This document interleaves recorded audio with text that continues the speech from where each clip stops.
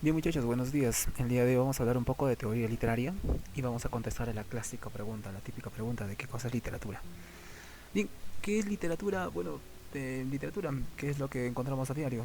Lo que Juanchito encuentra a diario en los libros, ¿qué es literatura?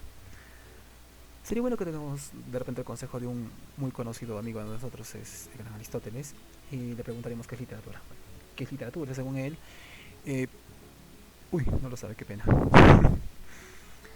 Es que Aristóteles, en tiempo de Aristóteles, en tiempo de los griegos, la palabra literatura no existía. No había esa palabra.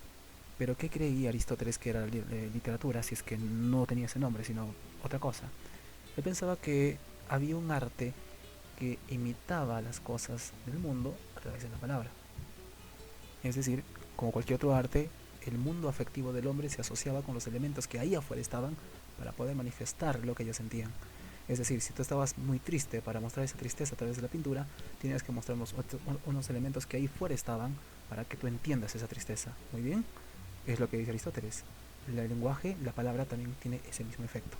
Por eso la literatura, que no existía la palabra, hemos dicho, en ese tiempo, es aquel arte que utiliza el lenguaje para imitar las cosas que ahí afuera están. ¿Con qué otro nombre se le conocía entonces a la literatura si no había esa palabra en tiempo de los griegos? Muy bien, estamos hablando de poética y elocuencia.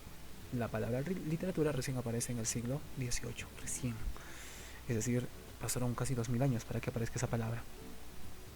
Bien, entonces vayamos al asunto. ¿Qué cosa es literatura? Vamos a poner este concepto que es bastante familiar. Vamos a decir que literatura es el arte que se sustenta en la palabra, es decir, es el elemento vital para este arte. Así como la pintura utiliza el color, la literatura utiliza la palabra para poder manifestar esa complejidad afectiva en el hombre. Hay algunos aspectos que tienes que saber en la literatura. Hay dos en realidad. Uno, la historia de la literatura. Y dos, la crítica literaria. Si te preguntan por aspectos, son dos. El primer aspecto tiene que ver con el tiempo. Es decir, nosotros lo que vamos a hacer es distribuir históricamente las obras a través de las etapas del tiempo. Es decir, tenemos obras que van a estar ubicadas en la etapa antigua o en la antigüedad.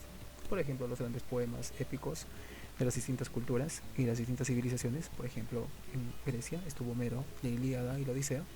En la etapa medieval ya vamos casi como 1000 años después y encontramos obras que ya tienen algunas modificaciones. Cantares de gesta, poemas épicos, la Divina Comedia, el mío sí. Luego pasamos a la época moderna y encontramos nombres famosos, nombres importantes como Shakespeare y el siglo de oro español, como Cervantes, Lope de Vega y Calderón de la Barca, grandes innovadores en la literatura. Esa es la época moderna. Y finalmente tenemos la época contemporánea, después de la Revolución Francesa, y tenemos también grandes nombres porque aparece el romanticismo, aparece el realismo, aparece el modernismo, el vanguardismo, es decir, Joyce, Kafka, Vallejo, etcétera. Tenemos grandes nombres. El punto número dos que tiene que ver con la crítica literaria tiene que ver con el asunto de la valoración.